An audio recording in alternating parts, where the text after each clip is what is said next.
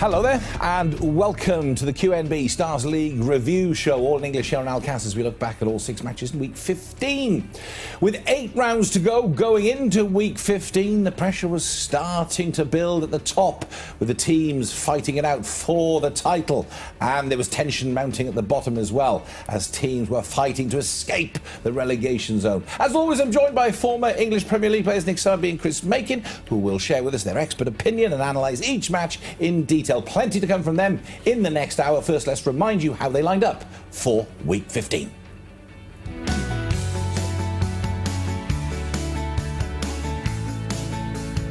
was an 18:45 kickoff.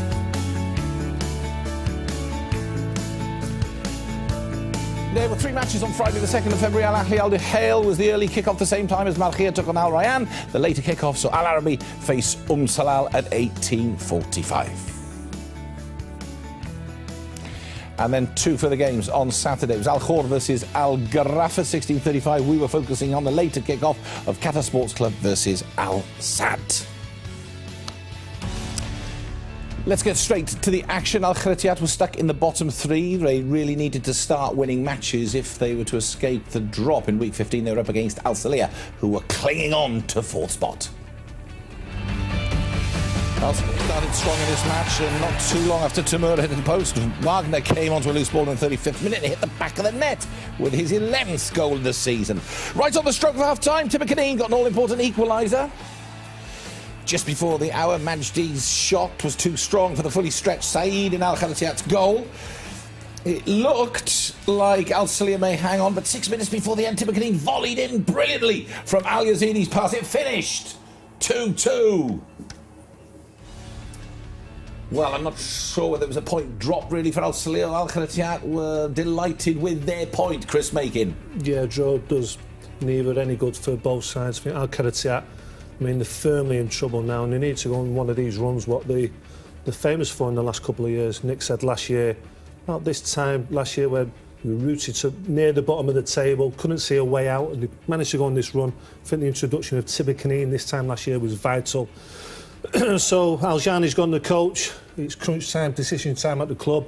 Who are going to bring in? There's a few names being bandied about. I mean, Salal manager's just departed there, so there's 1 free there. Mr Fernandez, who departed Al Gharafa recently, he's in the stands at every game. Mr Muta. Not a bad shout as well. Yes, we see them floating around. You think, what's up for them? The next move is crucial because they need an introduction of something who's going to give them a spark, get them going. But Nick, what about Al Saliyah? Are they slipping a bit? They had such a fantastic start to the season. They got hold of that 4th spot, and now it's just starting to look a little shaky. I think they might have peaked. It might be difficult for them to get it going again. At the moment, they're really struggling to get a victory or to get some sort of run of games. You said, which we thought was crazy, Gharafa getting in top 4. We went no chance, not at all. What are they, 4 points away from them now? You know, they've dropped points. Their man, Salal, so it's opened up for Gharafa. It's a case of Trabelsi getting his men going again. We know the quality. This game's a glorious opportunity for them. You know, taking the lead. For some reason, they just can't keep this lead. There's Wagner. Good job. He's back scoring as well. But there's your start. You think, well, go on and get your 3 points. You know, you really need it just to get it going again. Do you know how well they played in that first part of the season? It's very, very difficult to really... Everything went right for them. They were scoring goals for fun, and it's just difficult. This boy is going to be key for them to get out the bottom. This boy's a goal scorer. If I was any of the top teams, I'd be looking to get him. He's like a Sasha at Wakra. Yeah. You know, you eventually get rid of someone like him, they go down. Sasha had many good seasons at Wakra, not with us in this league anymore. Majdi got them ahead, then again they couldn't hold on to that. As you mentioned, this run, Chris, that they could go on last season, they got 4 wins out of the last 5 matches. I mean, with that guy in this sort of form, it's a great they shout, could match that. He's filling that Sasha role, isn't he? But he can only do so much. He's doing his job, Timur Kaneen. He's brought in as a centre forward. He's scoring the goals. Now, you need other players coming in with 5 or 6 goals. The likes of Diba, Tursunov. And then you're looking for your central defence, or sorry, the back 4 to do with the job. But the worst defence in the league, 37 goals against, 1 win in the last 10. They need something. It's a new manager, come in, let's get back to basics. Will Al Saliyah, Nick, hold on to 4th spot? No, I can see. By the way, it's Sami Trabelsi's birthday on the 4th of February, i.e. he's 50 today. Happy birthday, Sammy.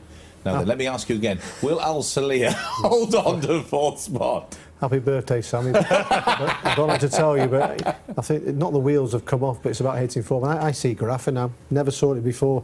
You know, their massive confidence is that they got through to the group stages of the Champions League.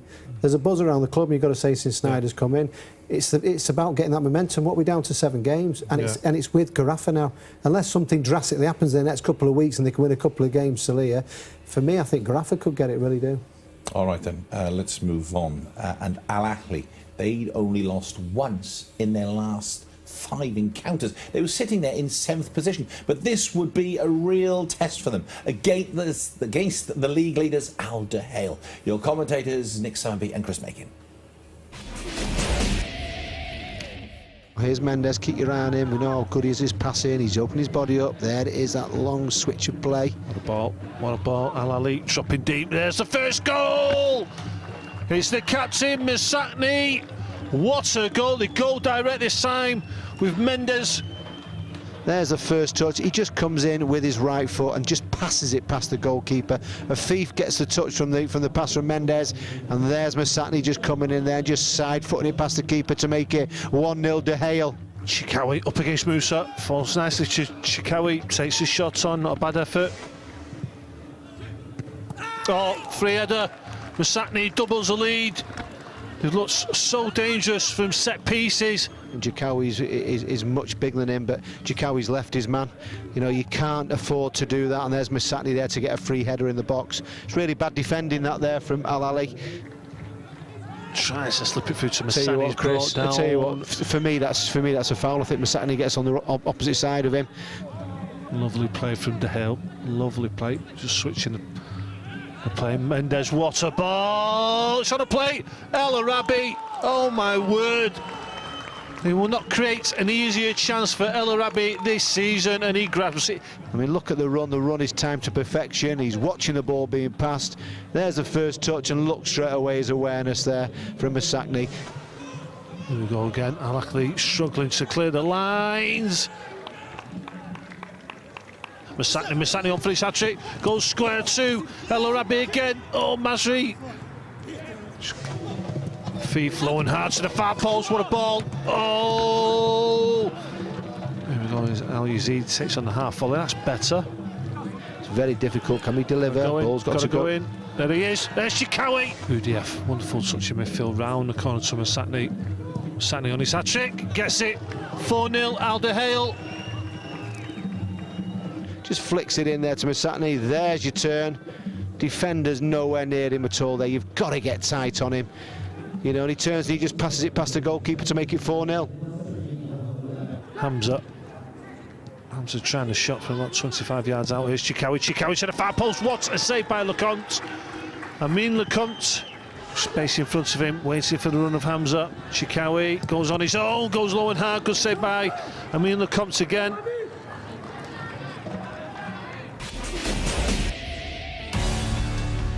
Comfortable win for Al Duhail in the end. Al Ahly, as I said before, had only lost 1 encounter in the last 5, but they were miles off it there. It was a disappointing performance. You looked at them, they're 11th in the league. You just expected more. 7th? Sorry, 7th. Yeah. Just a little, you got me there. But no, just saying there that all of a sudden before you thought they'd be organised, you thought there'd be a bit of a threat going forward, obviously with Chikawi playing as well and Hamza. You know, and it was just, it just never happened at all. You cannot give Duhail an inch at all. You can't give them nothing. If they do that, they'll rip you apart. You know, we watched the game after, which was Qatar, and Qatar was the example what Al Ahly should have done.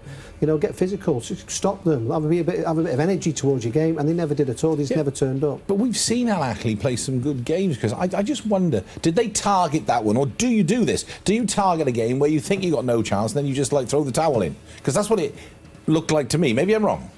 I don't think any footballer goes out there and throws a towel in. You might get disheartened, or sometimes, you know, you're up against Al Duhail when they start passing it about. You know, there's not much you can do sometimes. Well, the head and shoulders above most teams, even Al Sadd and Al Rayyan in this league, that I put them above them. So when they come against Al Ahly, who made a few changes, weren't at the races, were they?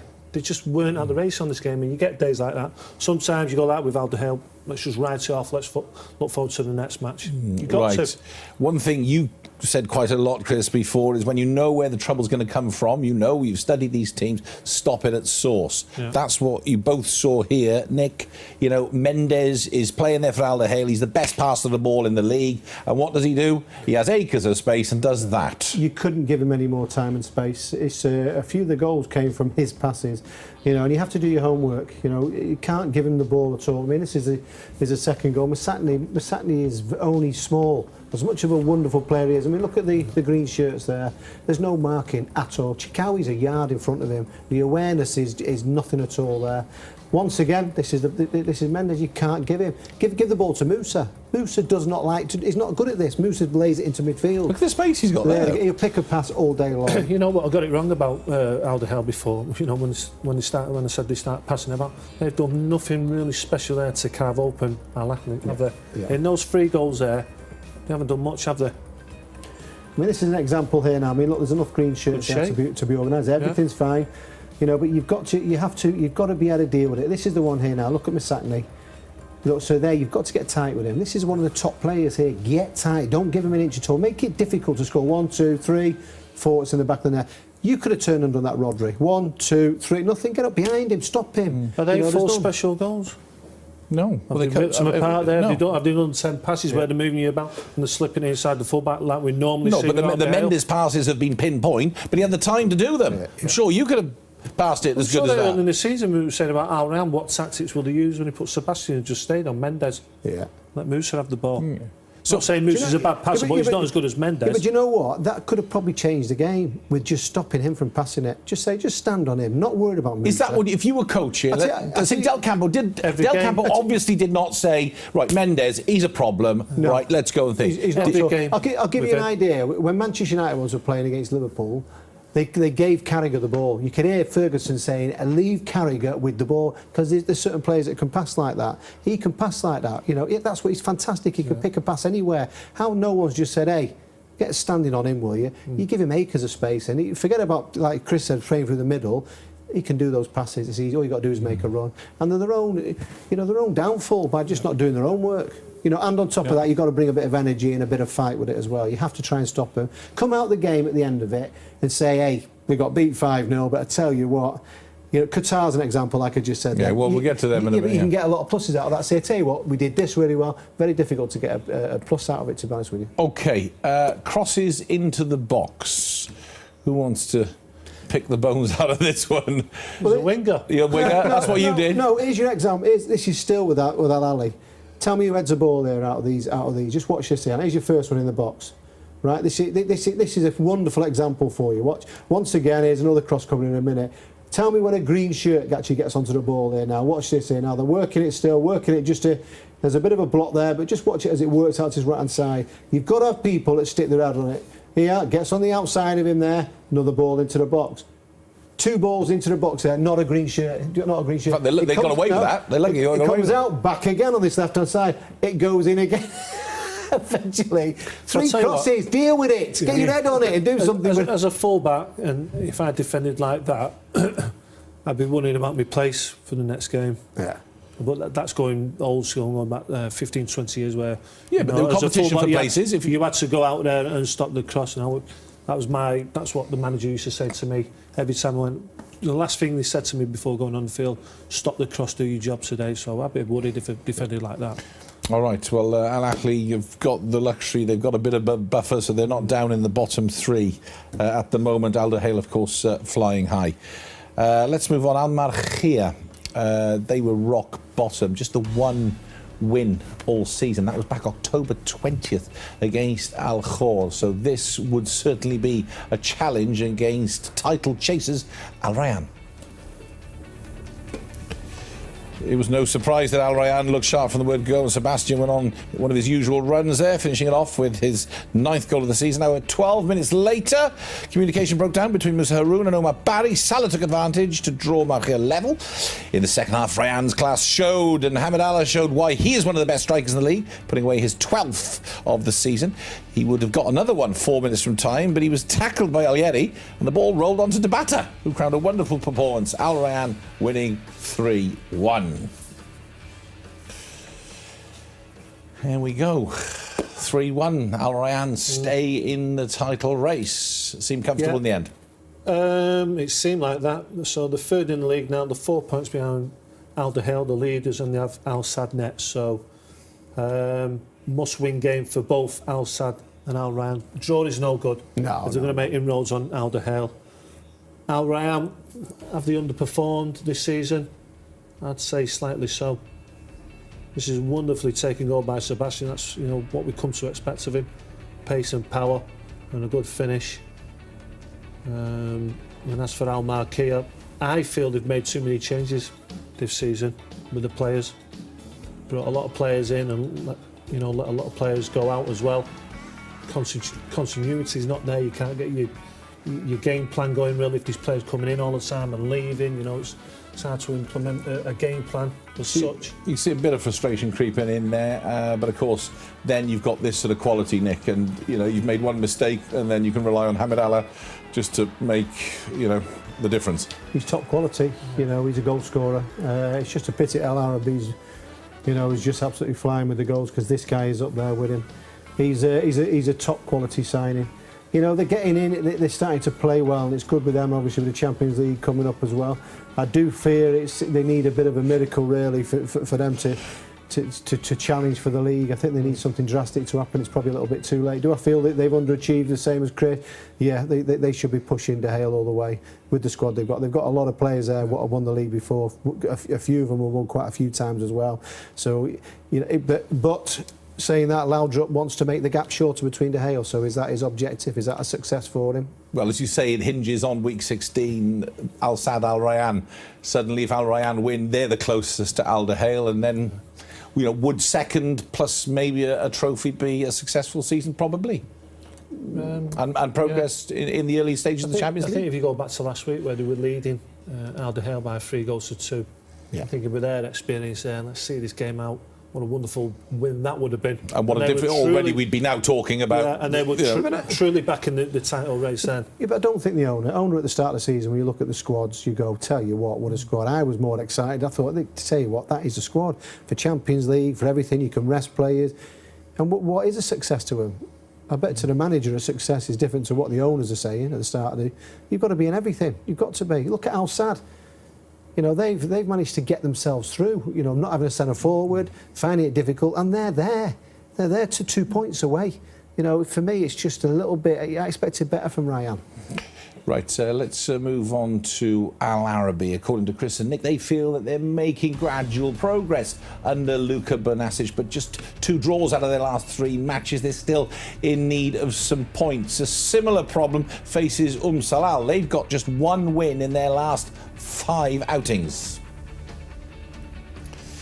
Wasn't much to separate these 2 sides in week 15. Salal had a goal, had a little more of possession, I beg your pardon, but both teams failed to be clinical in front of goal. Attempts on target were few and far between. Salal claiming 4 to Al Arabi's 3.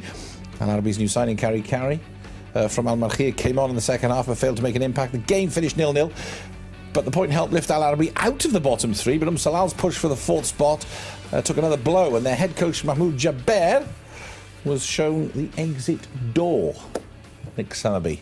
You kept on saying that they were dropping points, every game, and as they were starting to mount up, I guess it's inevitable that he was to be shown the exit door. Well, they've got into a rut, haven't they? They're the closest side what you think would get into that top 3.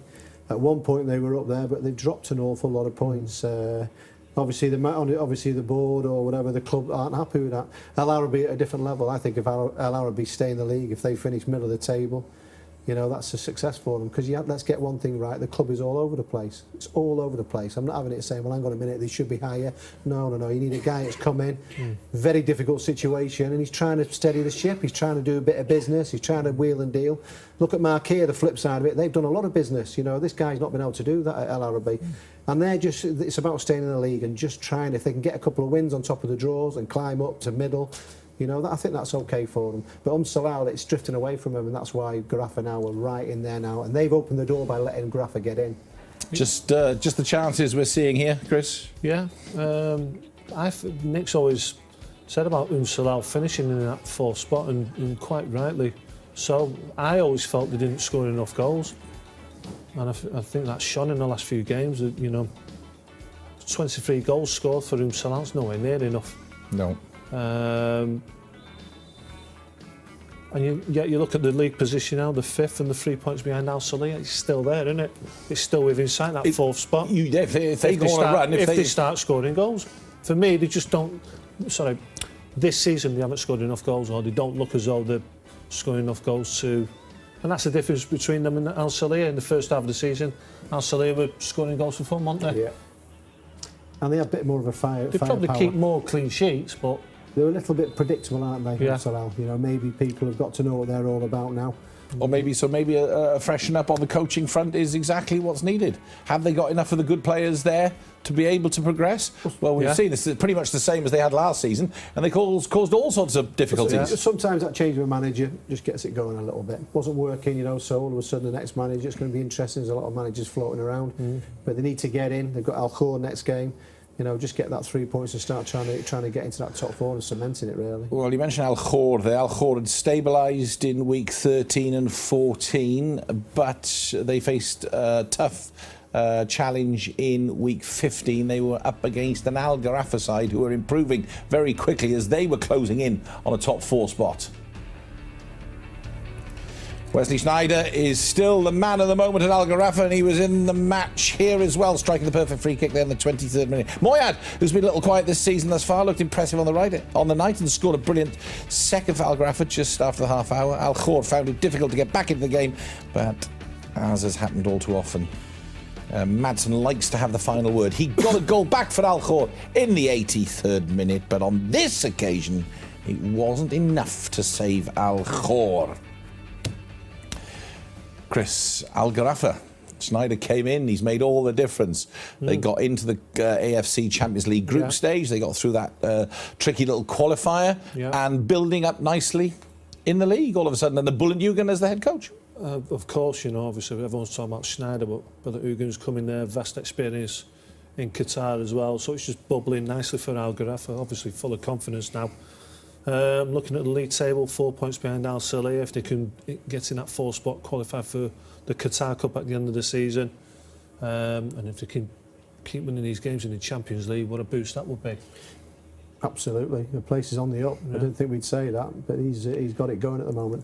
When you say he's got it going, what's been the biggest difference with Al Gharafa? What have you noticed? Well, you've got to bring Sneijder in. You know, this is a big name in the world of football. You know, to have someone like that to come into your dressing room, it lifts everything. It's got to be a certain standard, and it's brought the best out of the players, the manager. You know, it was vital that I think Jürgen was a boost as well. Yeah, he does. You know, you can't get on the wrong side of him. You know, it's just massive mistake, mind you. Huge mistake there. Yeah, Al Khor, you got to say on the opposite side is they need a victory. You know, and we do keep mentioning him. We've been mentioning him for 6 years, but this boy Madsen. What do they do without his goals? You can't not. We want to not say anything about Madsen, but very difficult not to because he's the one. Everything it comes from him. Tell you what, that's some free kick, mind, isn't it? Yeah, absolutely top quality. It looks like he's getting into it now. He's got his fitness and everything. So, well, he said when he arrived here, that's all he wants to do is play football and win. That's exactly what he's doing at the moment. And this boy here now, Moyad, I'm a big fan of his, but I want to see more of it. You know, I need. Don't go to ground. Pardon? Don't go to ground. You're the last defender there. You've got to do the hard work there as a defender there. It's called jockeying. It's where it hurts your thighs. But don't sell yourself and go to ground. Don't make it easy for Moyad there. Make it as tough as possible, don't you, Nick? Just stand up, yeah. But either way, but Moyad, he's got to start doing it more. You know, he's got to really break into the international scene. He's got to be standing out in games. You know, and I just want that little bit more out of him because he's got it. You know, he's a quality player. Here he is again. Look, right place, right time. And you know what? Every you know, he's an infectious sort of character. When he walks into a room, he's bubbly. He's got that bit of a zip about him, you know. And I tell you what, when he does leave here, don't make him go back to Brazil yet. Make him be a manager here. It's a shame, isn't it? You see, you know, that just reminded us there. You know, it's his 9th goal of the season in a team that is struggling.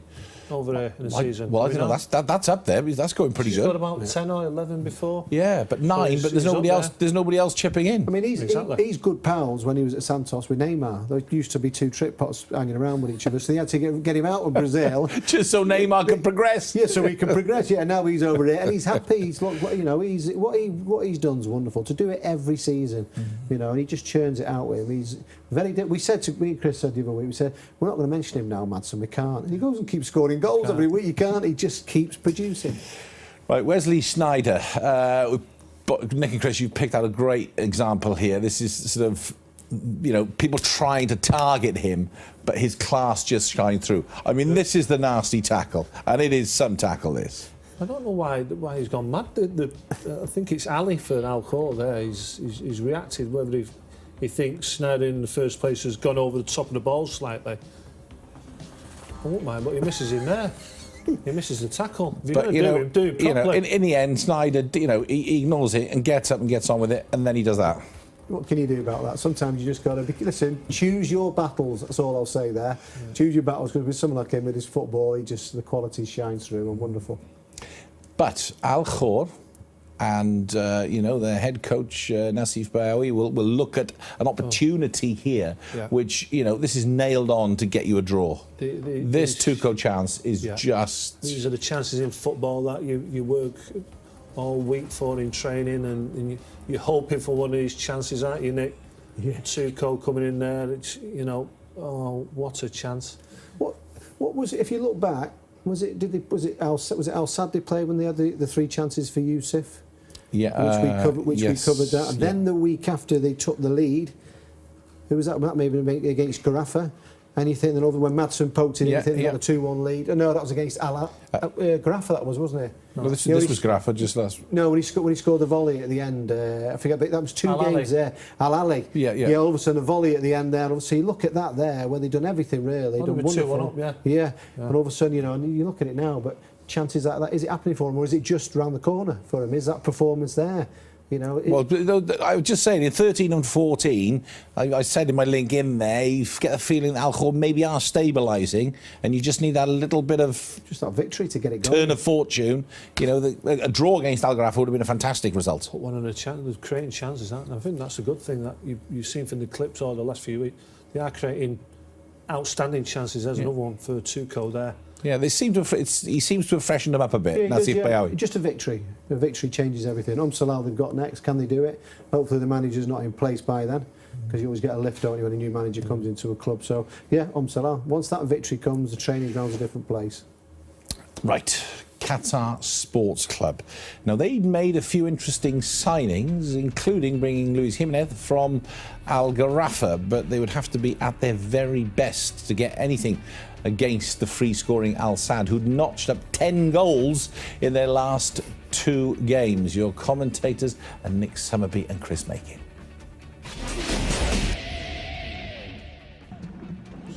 Mohamed wins the throw-in, takes it quickly. Chance here now for Qatar Sports Club, unlucky there, it was Omar, he comes in, 1-0 up!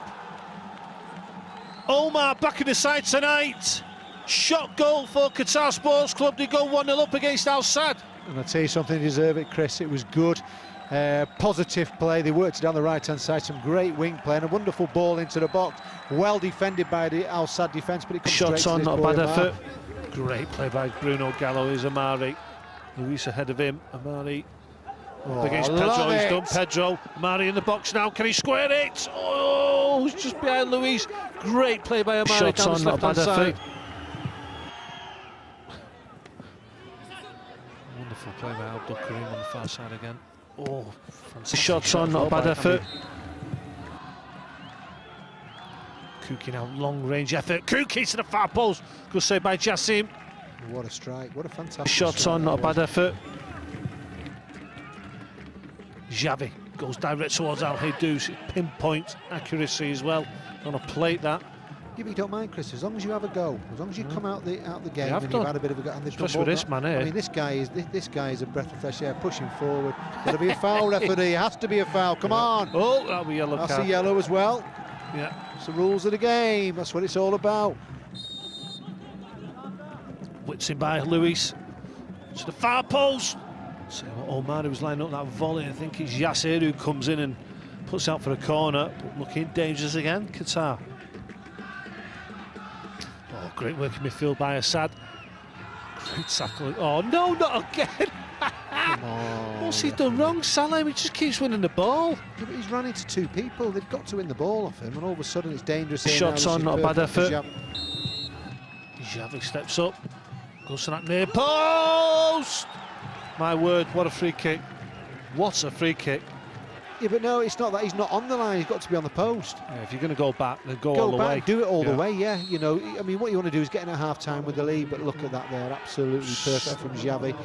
Defensive players, aren't his crosses going in, don't look comfortable defending, but here's a break on now with Hassan. Hassan coming forward. Hassan, will he take the shot on? Goes down under pressure from not a bad effort. Hassan again coming forward from midfield, finds Abdul Karim. Great build-up play this from Al Sadd. Al Haydous finds the space. Shots on, not a bad effort. Oh, Luis Jimenez stayed onside. He's got to go in, Chris, especially with the experience what he's got.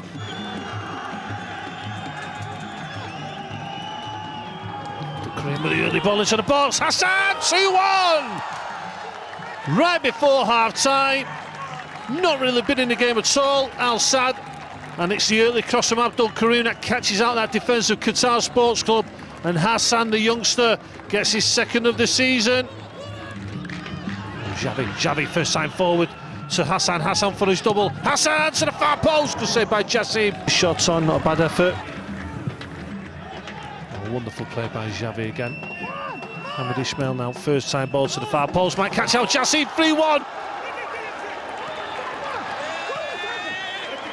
Ismail with the first time cross, just catches out Jassim. No way did he mean the goal. Qatar come away with the ball. There's the diagonal pass to Omari on the far side. Can he keep it in play? He does. Omari to the far side. Great save by Sadd. Shots on, not a bad effort. Yes. Oh, sorry, Pedro bursting forward from midfield. Pedro, wonderful ball through to Hassan. He'll fall to Pedro again. It goes down. It's a penalty. Yeah, definite penalty. Salem goes to ground.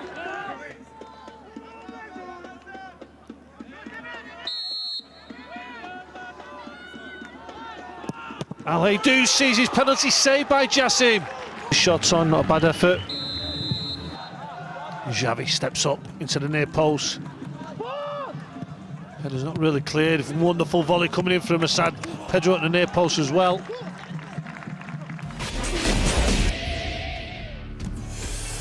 Right, Nick, Al Sadd then, a little bit of a shaky start, but came good in the end and took total control of it. Yeah, the quality shone through, but you've got to say as well, Qatar, I thought were fantastic. They had a go. Certain situations which we're going to go into now, I thought they came out and they rattled them a bit, but they've just got to be a little bit disciplined in certain situations. Once you've got them, don't let them back into the game because it's very difficult with Al Sadd. Once they do get a grip of it, you know, you're in trouble though. But yeah, there's a lot of positives out of Qatar. Really, there's a lesson to be learned there. If we go back to the Al Ahly performance against Al Duhail, you know, where they didn't really go for anything. You know, Qatar Sports Club showed there. Yes, you know, a few little unlucky situations let Al Sadd back in, and then they were able to close out the game. But the bottom line is, they shook him. Well, I think Coach Mubarak, since he's come to the club, has brought something different to Qatar Sports Club. They look a lot more organised. He's got the play. He's been able to bring them in the players that he wanted as well. They've had an effect. You're looking at Omari, Fabiano, who scored on his debut. He's got Luis Jimenez. So if they come in as a free in the next game, don't know whether Fabiano's back or not. That looks very, very promising. Goal scoring is the problem for Qatar Sports Club. They're the lowest goal scorers in the league. So if they want to climb away from that relegation zone, they can put a few of those chances away. They could be in business because the performance was very good on the night. All right, well, let's have a look at that first goal, that Omar goal. That's what we're talking about, scoring goals. And you know, he's shown a lot of desire to get to this one. It's about getting there first. I mean, first and foremost, it's a wonderful throw-in taken quickly. But watch when the ball goes down. He's further away than the Al Sadd players. And there's, what, five of the defenders there. Watch, it's about getting there first, having that determination. I'm having this one, and there you go. And that's how they started the game off, you know, on the front foot, testing. You know, these aren't the greatest side in the world to play against. Have a go against them. You know, if you get beat, don't worry about it, but have a go. And they did that. But they were their own downfall at times, you know, trying to play and all that, which we're going to go into in a minute. But they started off fantastic. They just had to keep it going, keep the pressure up, because they were rattled. They weren't in the game. Sometimes you start a game of football off and your attitude's not right. It's very difficult to get it going again. So don't give them that opportunity to start getting the passes together. Keep tight with them. That Hassan goal then, that was, you know, poor defending. Such a class, really. from It was a Hassan. good early ball, but still, they got to deal with that. It's a wonderful cross by Abdul Karim, but there's two central defenders there in the middle of the picture. Boom, boom. Twice there it goes through two central defenders. You know, Qatar Sports Club are playing with three central defenders, so you expect a cross like that to be dealt with and pay the ultimate price. That's what you get against the top side. You know, these little mistakes seem to get punished all the time, especially when you're down at the bottom. But now to this point that Nick was making, Qatar Sports Club were putting themselves under pressure, trying to play out from the back. It's this Guardiola Barcelona thing. Everyone around football are trying to do it. And sometimes you get yourself in trouble. What you say now is the keeper. Look at the white shirts here now. I mean, you're leading the game 1-0. Don't let them get back into the game. Once again, they're trying to get caught out here now. You know, but why doing it? Just keep it organised, get the ball up front. Because I tell you what, they nearly go down the other end and score. So there's your warning. That's your warning. Let's not do that again. Today, we're not playing out the back. Come on, let's concentrate. It's only 6 minutes of the game gone. Once again, a long ball forward. You know, we're crying out for it. The keeper gets it. Get organised now. Push up the pitch. No, we won't. We'll play this Barcelona type of football out the back. Into midfield. Ball goes out of play. This is getting Al Sadd into the game. You know, just get it forward. Don't listen, if you can't play, it's very difficult to play out from the back. You know, you've got to do it in training. Everyone's got to be alive to it. You know, and I think there's too many people trying it that don't really know what they're doing. Nobody's written a rule book to say you've got to do it. I mean, we've just covered the Alcas International Cup, fantastic tournament. PSG ended up winning. Every team played it out from the back. It was almost as if the coaches said, and you can sort of understand it maybe at under 17 level. I don't know. Come on, let's try and... No, I can't actually. No, if you want to win the game, in the end, it's all about winning a game. So I'll tell you what, guess what? If we're playing against a better side, you should notice pretty quickly, like Qatar Sports Club did there, we're up against Al Sadd, we're not going to be able to play it out the back. Qatar are third from bottom, by the way.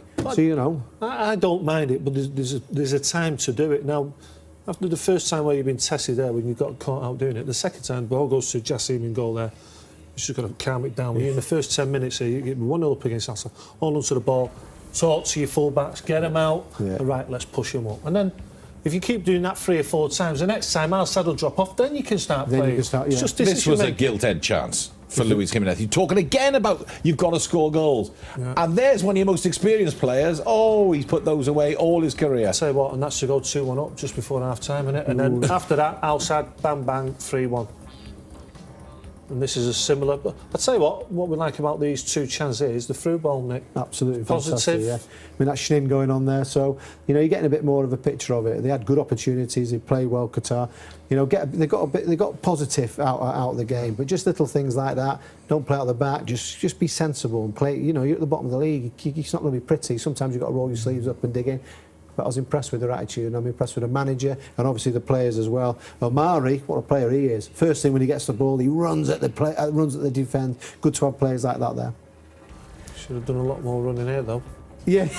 You've teed me up, but the wrong way. You know, he was on the right-hand side there. We're going forward. Look at the difference. Now Khalid has run from behind. It's 12 metres behind. 14. If he makes that 14, he's pushed up there. He's got to get up into the box with him. He's not. He's just dawdling. And I don't have a go at him because he's great. But at that particular time, just to be a bit. But what you're saying is, in that position, he's in there. He's not effective. No, not at all. If he'd put a bit more. Get up there and have a little bit of a go there, but get him on the ball around the box. I tell you what, he frightens defenders because he just runs at you. Right, where are we with Al Sadd? They're always under scrutiny. They have to be. They're arguably the biggest club here in Qatar. Al Rayyan fans will disagree with me there, but the bottom line, much is expected from them. Now then, players in and out. Hamroon to come back, missed that game. Beneja. Akram Afif. I don't know what sort of impact he's going to have at the football club. It might be a boost. Akram Afif, you know, he was in China with the under-23s. He scored the winner there against South Korea to give them third place. Giswaldo Ferreira spoke to us this week and said, look, he's going to have to fight for his place, and mentioned who he's got, which is fair enough. Well, that might be good. Can he do a Moez? Moez has done it out the hell. I think when he comes back, Moez, you know, he'll get a starting place there. This is the biggest name from Aspire, the thief. This is what the whole of Qatar. This is the golden boy. So I can't wait to see him in a Cumbin. It's a good job he's here. He's had his experience in Europe now, so I can't wait to see what he's like. And I tell you what, they come through this game against Ryan and they win. You're in there then. they're in there, aren't they? Akram Afif. I mean, you know, this is a side. We said, remember, we said Al Sadd, they've had a bit of luck. You know, we go back to the first game of the season against Al Markhir, which they lost because Al Markhir fielded an ineligible player. The result was reversed. They've had a few little not dodgy, close shaves, if you like. Yeah. But last 3 games, that's 13 goals in 3 games. Yeah, that's more like the old Al Sadd. And if we can get Benazir back and Hamroun, but back to Akram Afif, I feel if there's a role model at that football club, it's got to be Al Haydous. Assad is a homegrown player, Abdul Karim. Al Haydous plays in his position. He's become one of the main players at Al Sadd. He's got to aim for him, for me. Moez has done his job at Al Duhail. He's progressed. You can see his career getting better and better. So Akram Afif, he's done his loan at Belgium. He's got a little bit of experience of playing first-team football. Now he's got to come back and cement a first-team place at Al Sadd. Is he actually signed, or is he still owned by Villarreal? I don't know. But think of the clubs he's played at, so he's obviously something special, but they're 2 points away. You know, when the season finished last season and Lequer won it, they were gutted. And it played on the manager more than anything. They're back in the driving seat now, but they've got a slight problem because they've got to beat Ryan next week. And if they beat Ryan, I think you've seriously got to think that they can do it. But then they play Duhail as well. Yeah, but then they're ready for... Listen, this is a big weekend, this is now. This could define what's going to happen. Our football detective, Shadin Waran, has just told me he's signed. So if she says it's true. Brilliant. Now the hard No, work because I wasn't sure. It's quite complicated because he went to Villarreal, he went on loan to Sporting Gijón, then he went on loan to Eupen, and then I think he signed to Eupen, and then obviously that's part of a sort of joint ownership here. I think they could move him around with Assad. As much as we love Assad, by the way, but I think they could probably move it. Could he play just off the front? Or will they do the dreaded words, what no one's allowed to do in football now, maybe play him up front with Runja?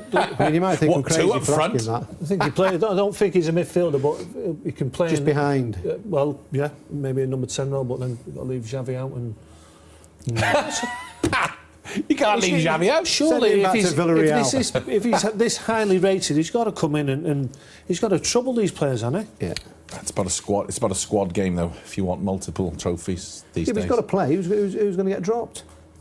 Well, I'm not saying this is the start. You said Assad very rarely does Assad play a whole game. Who's playing centre forward at the moment? Hassan's a young kid. He played in centre forward and did fantastic as well, didn't he? There's your chance there. Sorry, I'm very busy. Hassan's taking his chance. You can't get in the QMB Stars League. You're going to have to go back next year. We'll think about it. You go and tell Jesualdo Ferreira. He's waiting to see you. Right, let's recap the results from week 15. So there we are. Al Kharatiat played out a 2-2 draw with Al Salia on Thursday, the 1st of February. Probably a good point for Al Kharatiat. Al Salia still clinging on to that 4th spot. But a lot of pressure on them now. On Friday, Al Ahly lost 4-0 to Al Duhail. Markhir were 3-1 defeat to Al Rayyan. And Al Arabi Salal, that finished 0-0. And the 2 games on the Saturday, Al Khor lost 2-1 to Al Garafa, and Qatar Sports Club, as you saw there, losing 3-1 to Al Sadd. What do all those results mean as far as the QNB Stars League standings are concerned after 15 weeks? Is this? It's Al Duhail leading away by 2 points. Al Sadd just tucked behind them with 37. Al Rayyan 2 further back at 35. Al Salia 24. Salal in 5th then with 21. But look, Al Garafa are there knocking on the door in 6th, 20 points. Pressure is on at the top. Down at the bottom, you've got Qatar Sports Club, Al Kharatiat and Al Markhir in the bottom 3. But again, you can see 12th position, Al Arabi also with 12 points. A win would elevate them out of the trouble zone. Al Ahly still keeping that buffer with the 16 points despite their poor performance against Al Duhail. A word on the table, Chris, on the situation there is, do you think it'll finish? I know we've got another 7 rounds to go now after week 15. Do you see it looking a bit like that come the end of the season? Yes. I thought exactly you might. The same. Aye, interesting. I mean, I'd like to make it interesting and say, no, Al Sadd, but Al Sadd have got 2 tough games coming up against Rayyan and Al Duhail. Have they got enough to win those 2 games? They have. If they get Hamroun and Benazir back, they've got a great chance because they play some great football at the moment. I think there's one. There could be a surprise at the top. There could be if they do it. And we talk about it all the way along. We've been saying about hitting it at the right time. They could just do that if these key players come back. They really could. It could be a fantastic A ending. draw's no good in that Nothing game. at all, Ryan and no. outside. Yeah, but Draw's no good. Whoever, if they both draw, for me, they'd be out of it. Yeah, so it's all done then. But I don't know me. I just think Xavi, he's finished his career off. You know, things happen for the players like him. Simple They as that. certainly do. That's why he's got so many trophies. Right, the top 3 goals from week 15, as chosen by Nick and Chris. Number 3, Chris Makin A is... very difficult week, by the way, on some fabulous goals, but Xavi goes in at number 3. Wonderful free kick. It was a toss-up between him and Schneider. We gave it Xavi. It was a tighter angle. He was further out, and it got back. It got Al-Sadd right back in the game. What a free kick! There was a man, Kamal, going back onto the line. I don't think it would have made a difference if he was on the line. That was just perfect. Top corner. Number 2, Nick Summerby. Who does it go to? Hamadallah, wonderful. I love this player because he's a proper goal scorer. You know, and here's the run. Wonderful run. He's onside. Very, very difficult angle.